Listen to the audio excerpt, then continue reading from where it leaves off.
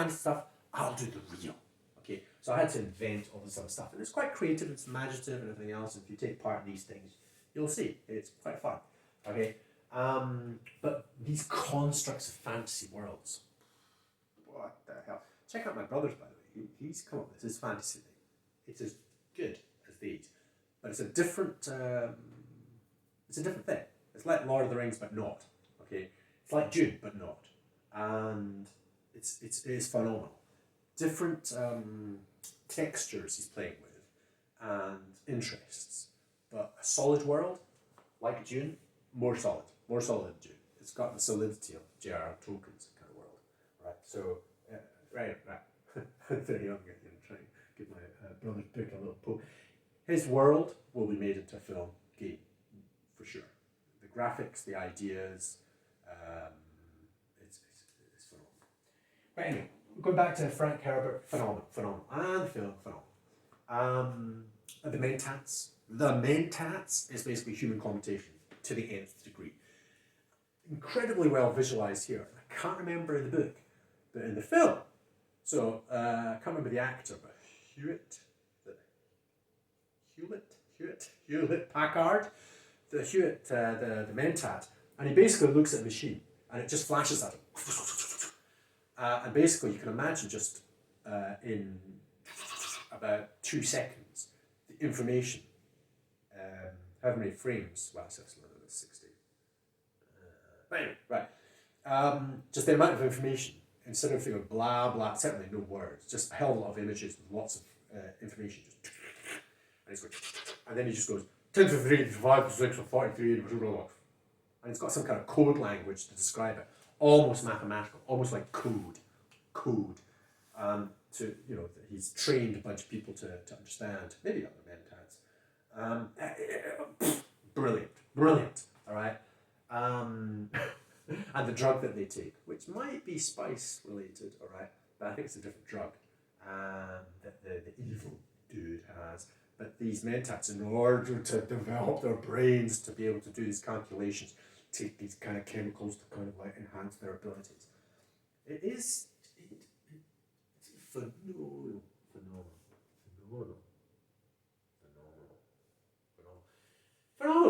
Beautiful. Right, so I'm happy with that film. What can I say?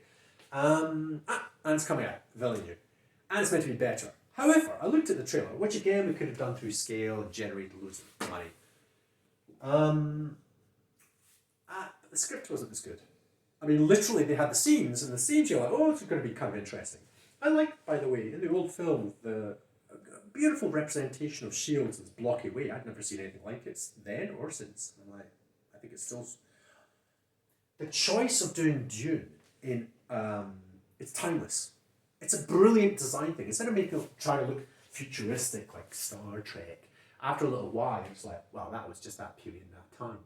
So therefore, to actually have the aesthetic of ancient, Baroque period, so the imperial throne room, and all these Baroque kind of hats, not actually Baroque, they were more like the 19th century, the end of the 19th century military. But, the Gold Liner, where they're actually all the spaceships from an entire planet going into one of these Gold Liner, space liner things. And they're approaching it, all these incredibly large spaceships that have thousands of people, like the size of a city, all right, floating up to this massive thing. And there's a doorway, and it's a gate doorway thing. Not like Star Wars, it's all tech and da-da-da-da. No. This has actually got gilded, like a frame of a painting. And check it out, the film. Brilliant. I mean, brilliant.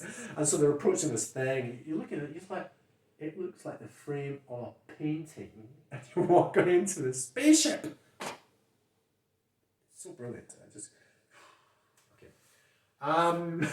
It's so brilliant. Anyway, but the language in the script for the trailer was just like, wait a minute. And he's kind of, I think, normalized it. I don't know. I think the script in the original book, pretty good. And what they used in the film is pretty good. It's quite quite articulate, it's quite well crafted. And, you know, I think Villeneuve might be quite a visual person, filmmaker.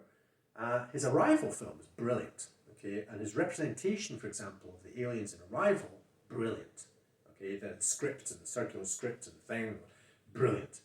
I think it's quite visual, so it should have very little yab and, you know, incredible visual, Arrival. But June's got a good script, so I don't know. I think he may have botched it. He may have botched it. I hope not. I hope not, because that's a brilliant book, basically. And I am fond of the film, so I don't know. You see. But, you know, the young people that watch this, they might be like, oh, wow, this is amazing. And then in another 10, 20 years, some other version is going to be created. We're actually going to be in the film. It's like, oh, wow, you know, with goggles and stuff. We're like, oh my God, we're in this thing. We're getting to one of these ornithopters. Okay, not bloody spaceships. Ornithopter. It's like, oh, fantastic. Love it. Right. So, I don't know, Villeneuve, we'll see. But that's an example where something's like nearly 40 years since the first films. Yes, they've had other kind of sci-fi attempts to it and things. They're not, I've seen a couple of them, I'm bored. The graphics for this is brilliant, and the original script is brilliant. So, and it's stuck to the actual book sequence pretty closely and the language of it. So, right. What are we on? Let's just keep going on. Tron. Okay, now, I was a kid when I watched that, and then the film was coming out in 2010, 9, something like that. And before that, I was working on various things that I'd done with kids in classrooms, and I thought, if we could get that in the real world, it would be great. I engaged a bunch of entrepreneurs in 2007, and they were trying to produce a multi-billion-dollar company in 24 weeks. Okay, and they were basically trying to code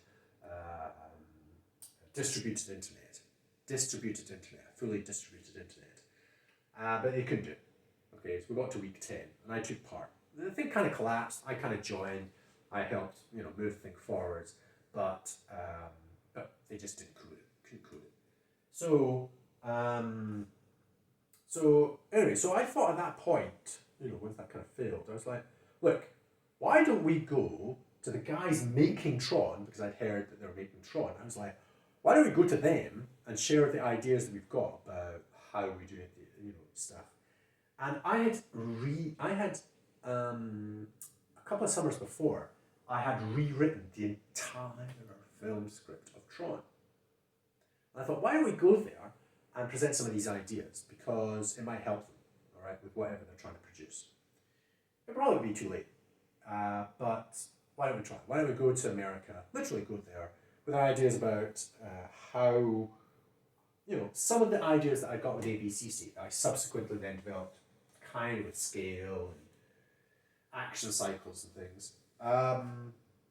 It's to do with networks and organizing and alignment and future projects and how do we achieve them, and some interesting ideas.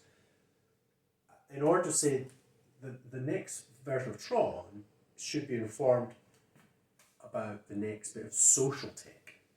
Okay, so this first film, people didn't even have computers.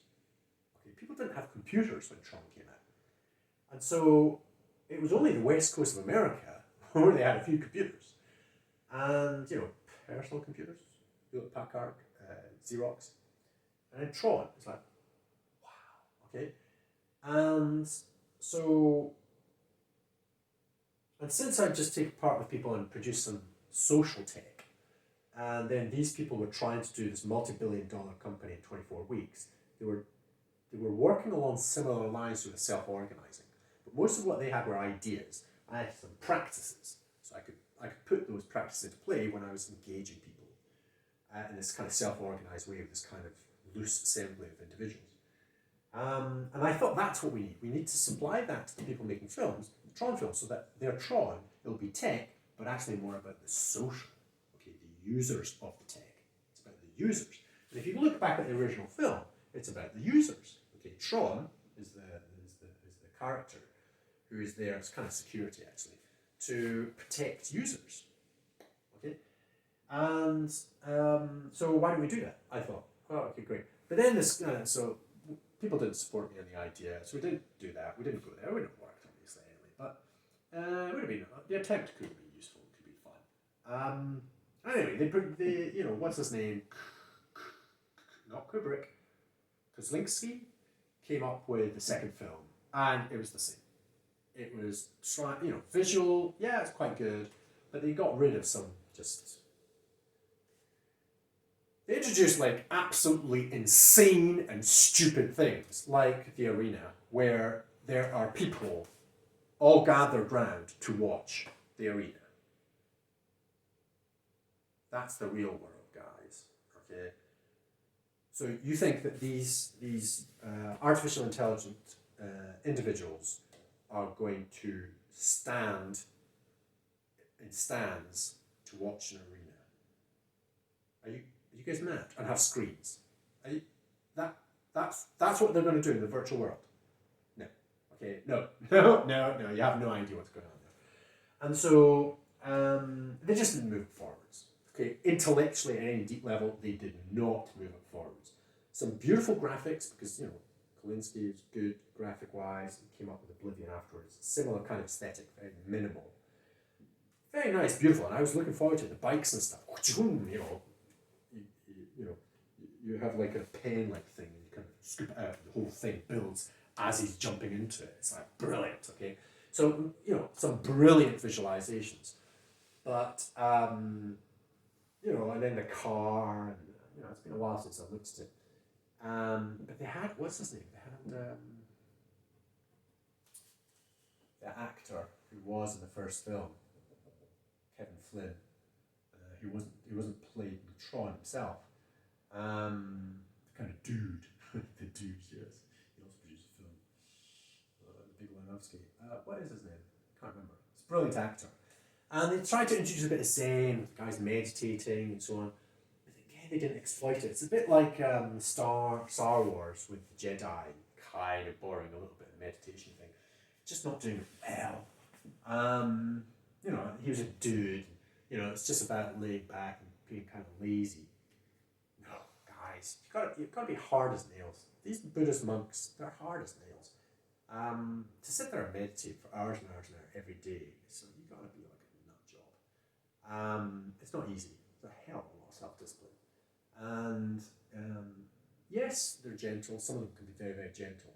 But quite frankly, what they're doing is hardly gentle. It's like, so, and to have this old dude, and that's all he was. It was an old dude, not good enough. Okay, so it just didn't push it. And as I said, I had reinvented an entire script of the first film. So I had the whole alternative interpretation of the first film. The first film script is brilliant. Okay, it is great. You look at it; it's really clever about being in the machine and stuff and how they talk. It really is nice. Okay, it's a Disney film kind of like thing, but it's really well crafted. Good writers involved in the first film, and the whole storyline. However, for some reason or other, I came up with a story. So have a listen to this. The reason, I left this last because I just made this up. But that's why I was a bit disappointed when I watched the second film. The graphics, okay, good, but not that interesting. Auditorium, an arena, people standing. Are you mad? Sorry. And the whole plot line, I can't even remember the plot line. That's how bad it was. Right, so, sorry. But the people who saw this when they were kids now, the second one, that's the thing that they saw was like, ooh, and then maybe in a little while's time they'll come up with Tron 3 and they'll hopefully move things forwards.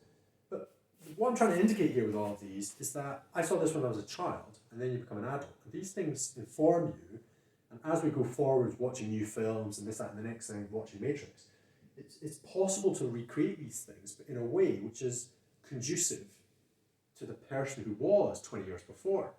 And that's the kind of sensitivity. And the reason why I'm going into detail with this is because if we're going to do anything like that with Urb, we have to be sensitive that we're building something now in order for it to be reflective over this next period, but also think about, well, what's the next one going to be?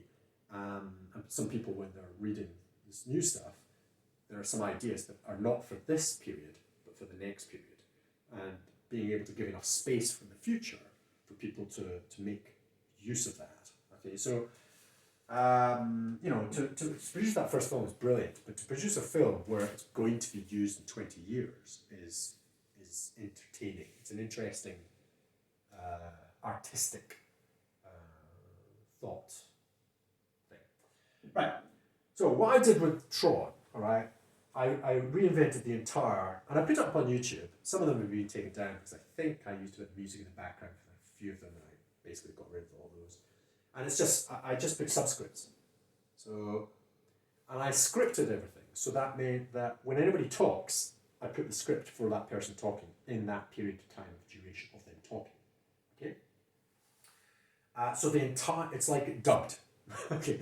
But the entire script is different and the entire plot line is different. So get ready for this. Okay. You won't like it. People love Tron. Oh, I don't like that. I don't like that. People get very, very attached to the canon. All right. So as you can tell, I'm much more interested in the reflexive state and, you know, coming up with stuff. You know, be as creative as you want, basically. But to come up with something consistent for a whole film. Okay. Yeah. I don't know. I've never done it since. Okay. It was just, I did it just one summer. Just like, I don't know where it came from. And it was basically, listen to this. So the film was in the 80s, and I was basically suggesting that the AI had been trapped in the 80s. Okay?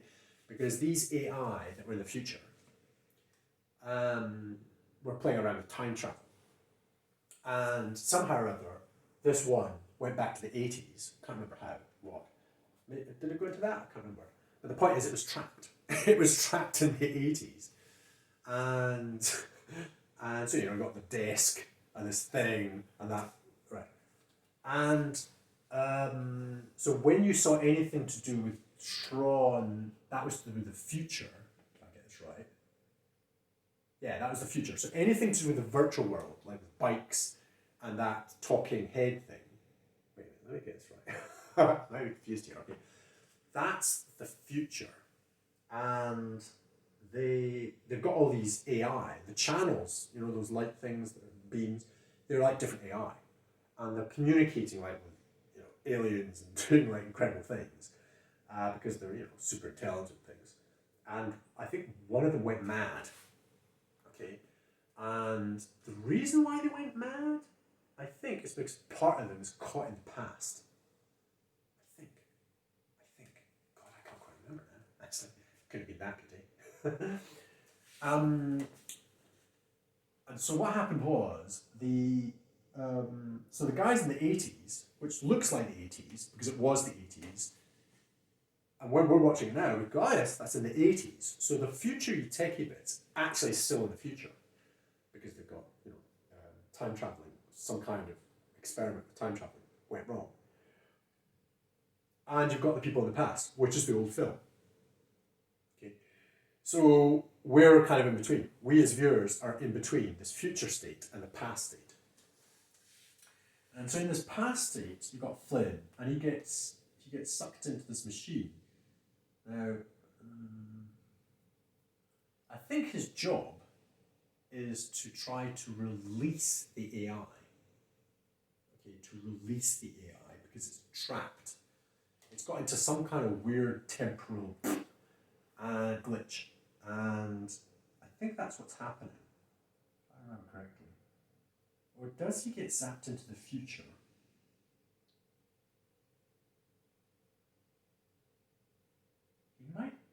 He might get zapped into the future.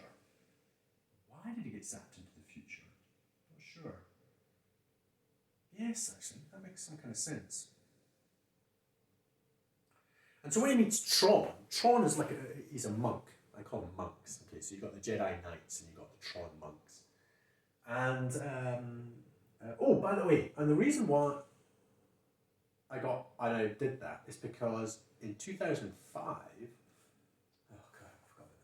2005, I found a game, an open source online game that was based on the light cycles of Tron, but better.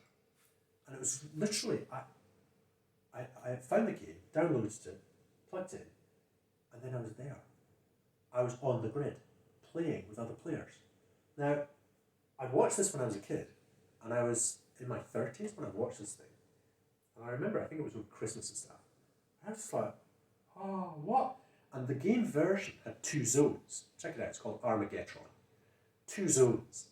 And you have one zone at the other end of the grid, and you've got yours, and you've got like 6 players, 8 actually originally. And you know, just like Tron, the light cycle thing, it leaves a trail behind you. If you hit the trail, you smash and you die. So it's about basically mazing. That's all it is. So you can't kill anybody. All you can do is create mazes. Okay, so it's quite a nice game. It's not an that aggressive game. But what happens is, right at the beginning of this game, you all start in this kind of V shape and arrow shape in your own zone. And you're trying to get into their zone. And if you get into their zone, the thing spins around and within seconds disappears. But if there's 2 people in the zone, if you're an attacker and you're the only person that will start doing that, if they've got a defender in there, then it doesn't accelerate and disappear. And so you're trying to kill them, they're trying to kill you in a small space. Okay, it's just very interesting mechanic. But the point is, right at the beginning, listen to this. Your ear pipe, boom, right, and you've got people beside you. You're like, okay, and then you all start moving. It's all about everybody's moving. Okay, all like the ones in the film. You can't stop. Okay, so basically you go, right, and you start. And you're racing towards the centre, and so are they racing towards you. And what brilliant version of this game, all right, is that when you get close to, so you can snap very close to another person's wall, and the proximity you get close to the wall, these guys called Z-Man produce this game, you accelerate. It's like being the slipstream. So if you just go normal, you kind of go at the same speed. But if you kind of click onto another path, wall, you accelerate. And the closer you take it, basically he made use of the problem in latency, ping, between computers. And it just means that if you did it accurately, you're just going to crash all the time. So he built a little mechanism that, because of the time delay, if you were going to crash, what it does is you kind of burrow into the wall. And then if it's within a certain parameter, like, I don't know, half a second or something or other, and then you turned onto it, then you would blow up. And that means you can kind of dig into the wall, and you have parameters for that. And so you're everybody's trying to click onto a wall, and the closer you get, the faster you accelerate. Okay, so but if you risk too much, you just blow up, because you leave it too long, you blow up. But if you get close, now, so what happens is you get all these players on either side, and what you have to do, what everybody does, is you all click onto the same channel. Have a look at some videos of it. So everybody's like zipping along. Everyone goes as quickly as possible and as tightly as possible, so that everybody's like on the same line. And because they're all on the same line, as tight as possible, you're accelerating. Okay, everybody's accelerating. And so is the enemy.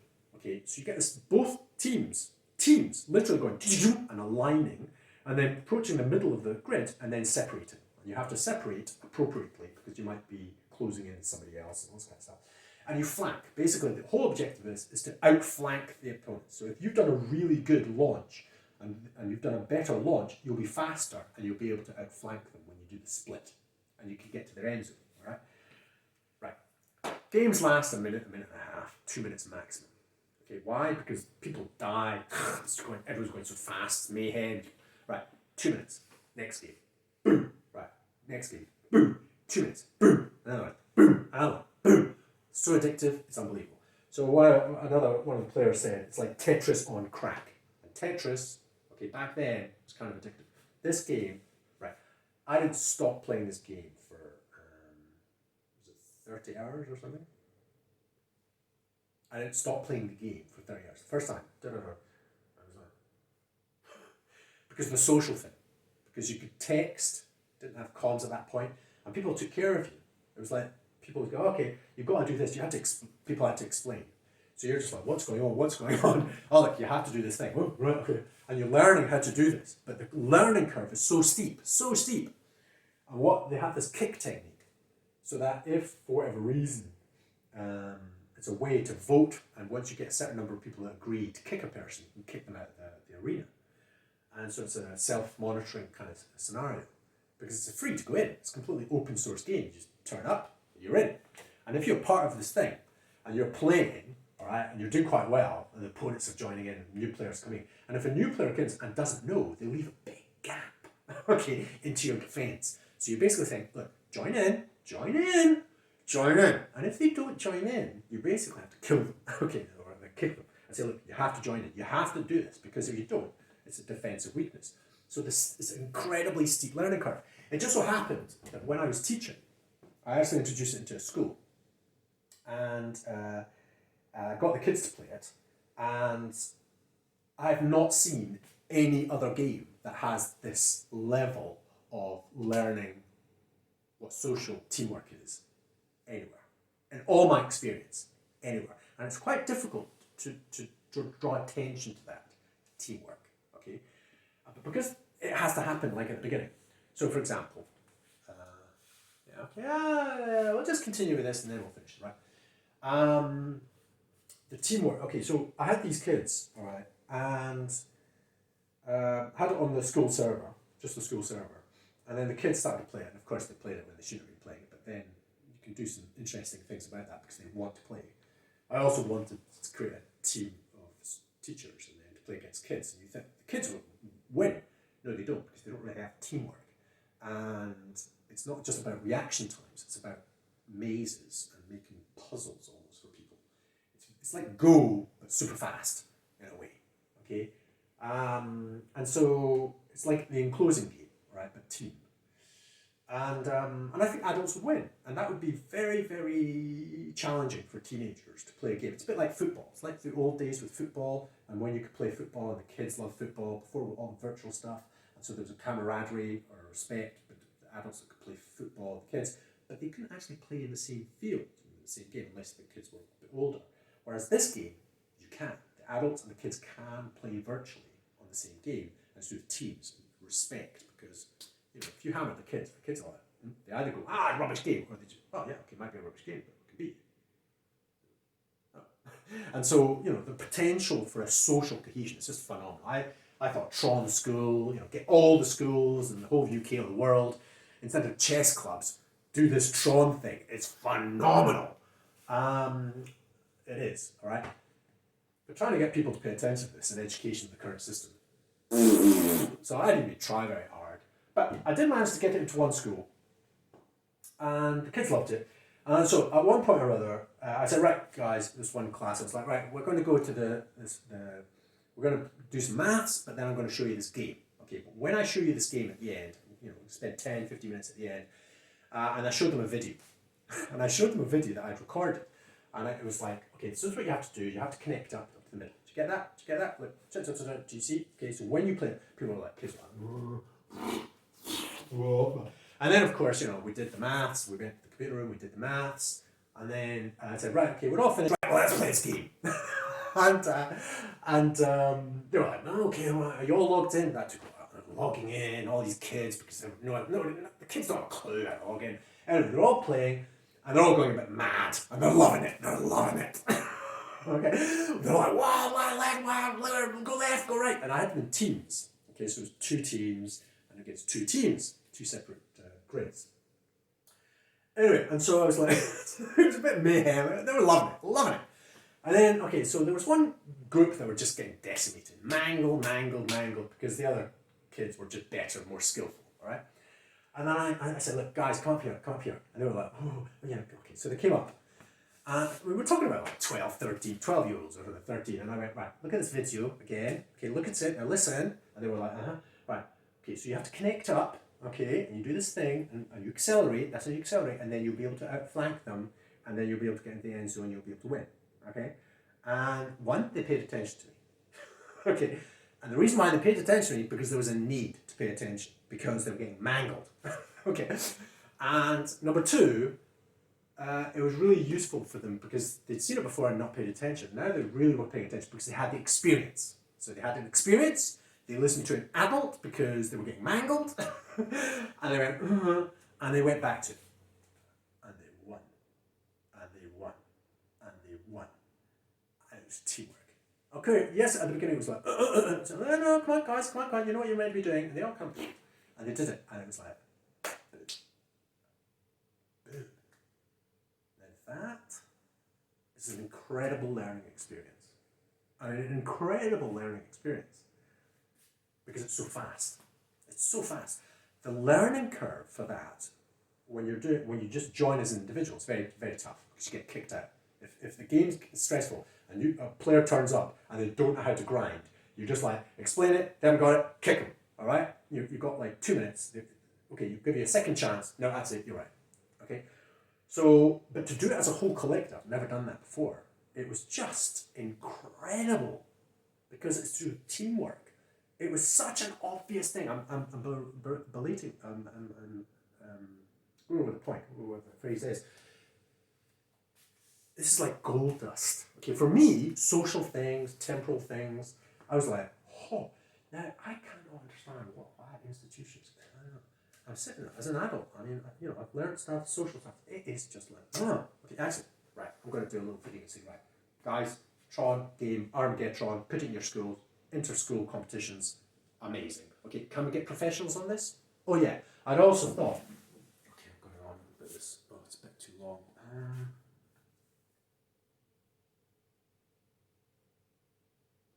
Yeah, I should have cut that. I'll cut that. Okay, this is another video. Okay, I'm going to cut that in the middle. Okay, because isn't this amazing? All right. So I'd experienced it with kids. I'd experienced it myself, and actually listen to this. When I joined this thing, amazing. Played 36 hours or 30 hours, something like that. 36 hours, I think it was. Whole night and a day, another day. Before I went to bed, I went to bed. I had a pee, I think it was. I even ate in front of this thing. All right, playing. I'm just watching for a bit and playing. Right. They tried to have this group. There was like this community and stuff, and they tried to set up a competition. Okay, a proper competition tournament, and they tried before, and I was like, oh right, okay, yeah. No, I think it's possible to do it, and because of the way I think and like, team works and it's the way I think. I said, well, I think it's a different way. I think we have to do it in a different way. And I suggested things on the board, and bulletin board thing. Oh no, you can't do that. Blah blah blah. This is how we do it. Blah blah blah. And I was like, well, I think if we do it this way, and then I invented a little structure. And no, so they said, no, it's not going to work. That's not going to work. Well, I think it could work anyway. No. And then they tried to do their thing, and they didn't get to the finals because what they were trying to do was basically trying to import how we normally run tournaments in the real world. And it was all about trying to get the right time, and so teams had to organise when they would meet to be able to play, and because the whole thing was global, and people from America, people from Australia, how do you orchestrate the timing to get together? It's just like, and they let the players were meant to do that, and it was like, so I came up with this thing called the Tronic Spoon. Okay, it was meant to be the Tronic Spoon, then the Tronic Ladle, then the Tronic Bowl, then the Tronic Cup, or the cup for the bowl, I can't remember, right? And the idea was 1 million people. So 1 million people, 1 million people. Okay, this is back in 2005 and 6. 1 million players, okay, put in a pound, okay, and there's 1 million players, and at the end of this thing, we've got 2 teams, one against another. How do you orchestrate that? And it was quite simple. You had to have the same structure, so that whether it was like 2 teams over 1 million players, it doesn't matter. It's the same structure, because then it's just extending. And so we set this thing up, and I said, okay, Sunday night at 9 o'clock, because the 2 time things between all of the world, it was like Sunday at 9 o'clock was the final. And if there were more than 2 teams, we'd have semi-finals at 8:30. And if there was more than 2 teams, we'd have 8 and It would have to be shortened slightly, right? Because not for 1 million players, you can't quite do that. But effectively, you've got, so, if you do 10 of those, you've got 1,000, you've got 6,000 players. Okay. Is that right? Yeah, I think so. And so maybe over a weekend. Then you could do this weekly. Okay. Anyway, but the point is, I think a few players, it's not going to work. Anyway, a few people joined and took part in that first one, and it worked. Okay, and I created it on a wiki, and you had to go up somewhere and say you're going to turn up and join a team. I think it was. You had to say, I'm going to join this team. You stick your name on this wiki, and it was all self-organized. Basically, turn up at the right time, guys. There's a server. You turn up at the right time, and if your teammates join, that's it, right? And basically, it runs like clockwork. Boom, boom, boom. And if you win, you go to the next one, and that's how it works. And that's it. It worked. It worked. The first one worked. The second one worked. The third one worked. The fourth one worked. Every month we did this. All right. It went on to 100. That's 100 months. Okay. It just went on and on and on and on. It's my most successful social product organizing. Sorry, it's down here. Tron. I actually haven't put it as the main ones here, but it's a structure for virtual games, self-organized. Because we cut out this whole notion of physically moving places. It's just about digitally and time. You have to trust the players. And the reason why the powers that be, the guys who organize these things and the experienced players, they said, you can't trust the players. You can't trust the players. You have to control players. You have to do it. I was like, well, that's how this works. You just trust the players to turn up at the right time. And of course, if they want to play and they want to beat the opponents, they turn up at the right time. And of course, that's what happened. It's not complicated. It was just about timing, organizing, and time. And I thought this would be a great system for us to learn about how we organize ourselves. Because if we don't do that, you're in hierarchies, organizations, and there's people in charge, and blah, blah, blah, blah. This wasn't like that. The structure was there because that's the only way it can kind of work. And we're just fitting into that structure temporarily, just in the same way that 6 people on a grid, or 8 people, but bang, boom, and we're off. Okay, and we have to do this. Why? Because that's how it works, and you have to do this thing so that you can go around the other person, because that's the only thing you can do. You can try different techniques, but it's slightly defensive. But it was almost like the social equivalent of that. Okay, so on the grid and the actual social equivalent. And that was really good. It really worked. Anyway, did that for a while. Kind of left that for a bit. Came back Tron, I think 2010. Okay, I think, and they had moved on. Okay, they were just still playing these Tron competitions every week. Tronic ladles. Okay, Tronic ladles, I think we got to. And I said, right, if we're going to move this forward, we have to do something like this, but in the real world. Okay, that's why I was thinking about the schools. I eventually came up with schools. And they needed to support me in doing that, because I didn't know anything how to do this. They didn't. So I didn't get a team. I didn't get a team of people. Even though this thing worked at the social level, I'd solved the problems to do with how do you organise a tournament. For some reason or other, people didn't respect me, actually, because when you come up with a solution and you don't go in an egotistic way and you don't stamp your name all over it, people don't really respect who came up with it. Everybody respects the coders because they came up with it, but Zedman and stuff. But I came up with this social tech almost for the tournaments, but nope. A lot of people added a lot of things about making sure of the rules and They put a lot more stuff on it, but the actual basis structure of it is I came up with it. And you would have thought they'd go, okay, what's this guy now want to do? Well, he wants to try and do this with people. They were worried because this was a film, Disney, and then the new film was coming out. I was like, yeah, great, because the new film's coming out. Let's get this game and all the kids playing it, because then all the people, wow, it'll be amazing. We'll have like millions of players. It'll just be great. Oh, we don't want Disney to find us because they'll stop us from doing it. Why? It's just Snake, and this version you've got, it's not like that. And they were worried about that. Can you imagine? So you got like fear of structures and business and everything else, and they just didn't have enough faith and trust in each other. Even though they were teammates, even though we were all like community of team players, there's stuff that we're just not great at it. And I failed to communicate that to the players, and couldn't move forwards because it's a team game. You can't win. The things that I'm interested in, you can't just do them all alone. You can do certain things alone, okay? And I have developed, Sqale mostly alone and Xqale and action cycles. No, I mean I developed it, but you have to do it collectively. Sqale also, I've invented the tool, but you know, it doesn't work unless people start using it. And then when people start using it, that social feedback loop, I think, it's going to work. Same with this ABC state. I can't make a class an A state or a B state. No. You have to somehow either engage and then hopefully opportunities and try and help them. Oh my God, they're enjoying themselves. You can do better. You don't have to do the disciplining. It's all about doing more interesting activities, and it's self-efficient. It's self-supporting, socially supporting, socially. But you have to participate and try it out, and adults don't do that. And that's why I've come to at the end of 2020, having failed to communicate with these things, try and put it all together to go, guys, it's us. It's a social thing. If you don't do the social thing, it doesn't work. And that's why I've been trying to connect all these with them to go, and they're self-supporting.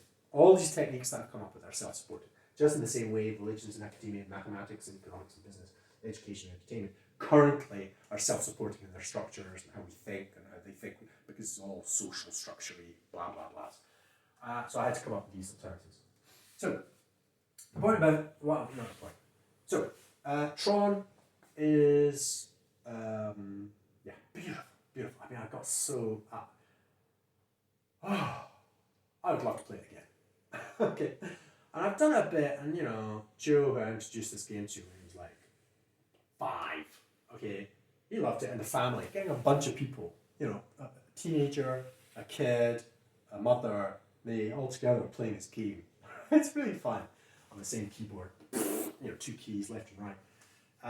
It's really fun, and and the whole thing about the competition and the potential for the open source, to promote open source, to actually have the first commercialized computer game is an open source game. Back in 2005, that would have been phenomenal. But for some reason, people just not quite getting it. Even by 2010, and platforms, obviously, the linking up of platforms have happened. But you can see it's all commercial, not all. It's quite commercial. It's got a lot of these structures and business and everything else. 2007 Cyberpunk, amazing, but quite frankly, it's just a bit too heavy. This is like Go board game. It's like the minimal virtual team game. This is like football. This is like the minimal team game that you can have. So check it out. Armageddon Fortress is beautiful design. It's so elegant, so simple. It's like Snake, but in teams, but better because of the zones. It's okay. Deserves a lot more recognition. And so if it was going to make a film and it had that kind of input, gamers and players and stuff like that, that would have been so good. Instead, we just got a visual, slick, but basically vacuous film. It's a pity. That's a missed opportunity. And because of that missed opportunity, that's why if we're going to do Herb, let's not miss the opportunity of doing the follow-up, as it were, especially if it's reflexive. Like cut a bit like Matrix, but actually properly reflexive. Okay. Anything else? Bibbidi Bob, Bibbidi Bab, Bibbidi Bob.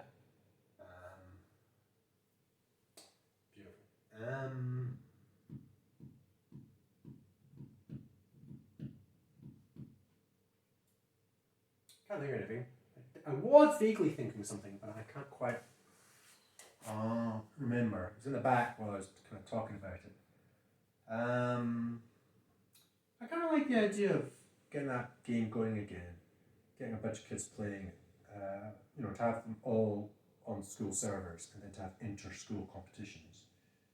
And having money flow. Sounds a bit weird, but why not? Especially if you're using Sqale.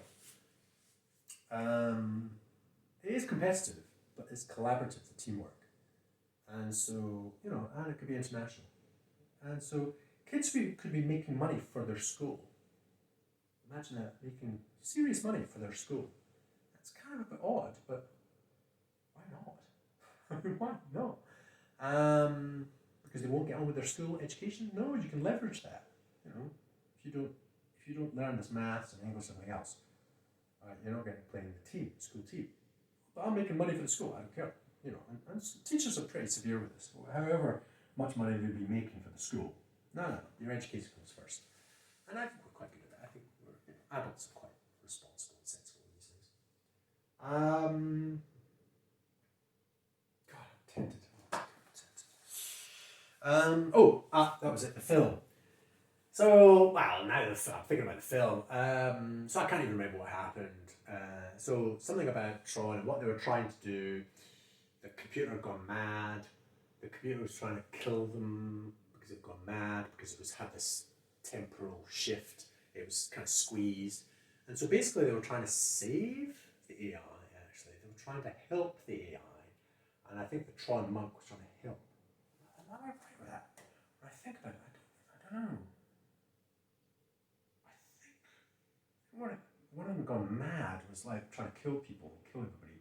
So they were trying to stop that specific AI. But I think it's just because I think they were separated. I think there was that this AI had got a bit of it stuck in the past. And so there was this kind of like, basically it gone mad. Because it was stuck in the 80s, it gone mad. Because it was separated from the other intelligences. It was like a little, it's like these super intelligences, AI in the future, are all one. And their separateness was not it's not like us separateness. But when it was separated into the past in the 80s, it went a bit mad. Okay? And I think that's what they were trying to do to. Actually, I can't quite remember how the plot line worked. But it was all completely continuous. Okay? And you could watch the entire film with that just completely different notion of Tron monks and this temporal shift. And okay, I'm going to watch it again. Okay. Right, I don't think we're going to do a third part. That was the third part. Check out that game, Armageddon Advanced. And if you're interested, let's move on that one. And otherwise, that was all to go yabbing about entertainment and fantasies and stories. However, it's not just passports to fantasy lands. It is something to do with our condition. Matrix was not bad. As I say, especially reloaded, you can reload that second film with that interpretation of reflexive condition. This one about June, you can also do that because it's about time. Okay, there's some interesting aspects of that, but it's stuck in the Messiah concept, which is problematic. But the Tron game thing, it's happening. Okay, and could we do a future Tron thing? Yeah, I think we could. Okay, crowdfunded Tron thing with Sqale. Yeah. Oh, and by the way, that's okay. I can't be bothered pitching again Sqale about generating revenue. Okay, last little bit. Films. So you go to the cinema. Okay, the cinema's going to die because 2020. The whole it's going to die, and the whole streaming into your television. But that means they're going to have pay on demand. Anyway, it's going to be horrible. Cinema. If cinema is going to recreate itself, okay, it's the community of people that go there and watch reflexively again live, and the community of people. So imagine at the beginning you watch, like when I was young, you had a short before the main feature. Okay, what happens if you have trailers, and if you like the trailer, you put a bit of cash in, and then you watch a short, maybe just one, maybe two, okay, which you don't have to watch. Yeah, you can come earlier, or you can just come for the main feature. But if you want to, you can watch these shorts that you've already funded. And some of them have raised enough money that they can actually, from a trailer. And a trailer is not, it's not a trailer of a film that's already made. It's like a little bit of one. Okay, it's kind of like a pitch. And so these are the pitches. Do you like these films? Okay, put the money in. Oh, people invest. Great. Some of them made into shorts. Okay, they've got enough money they can make a short, and then you invest in those, and they make a feature film. Or, the idea is so good at the beginning, so let's make the feature film. And that's what the community of people in the room are investors. And so you kind of talk at the end of the film, so which ones do you like? Oh, what about this, what about that, da, da, da. It's also crowdsourcing. There might be people in the audience that might be able to partake in some of these films. Some of these films might be local, relatively local in the same country. And so, you've got all these kinds of potentially interesting, if we've got, alternative economic, and, we can raise money and crowdsource the actual production of these films. Is that not interesting? I think that's interesting. So, that goes from books and short stories and everything else. We're starting that with Word. But it just means that cinema is, the real thing of us watching. So we're not just going in there with our friend, watch something and then leave. We're actually, there are other people actually already, that are watching this and actually enjoy the films. So let's engage a bit, shall we? Let's make them happen. And so we become owners of these films. And so when the films, do we pay for the films that we watch? I don't know. Actually, I don't know. And can they be then given freely virtually? Yeah. Because basically we paid for it. It's all future funded Sqale. It's all future. It's all future. So I don't know. It just sounds interesting, doesn't it? Do you think? Yeah, I think so.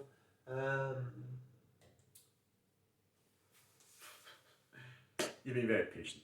I've just enjoyed some of these films when I was young, especially when I was a kid, and I was just sharing some of those experiences that I've had and the opportunities that I saw and passed.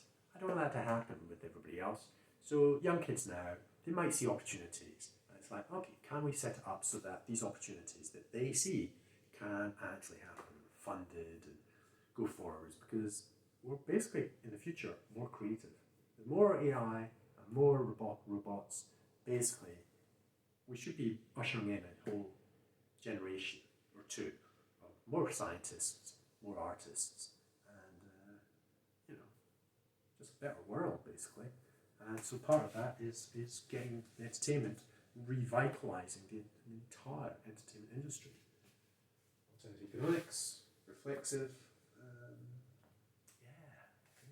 and the gaming industry, because that hasn't realized its potential yet. So we haven't even thought about VR, have we? Not yet. All right then. Thank you very much. Be well.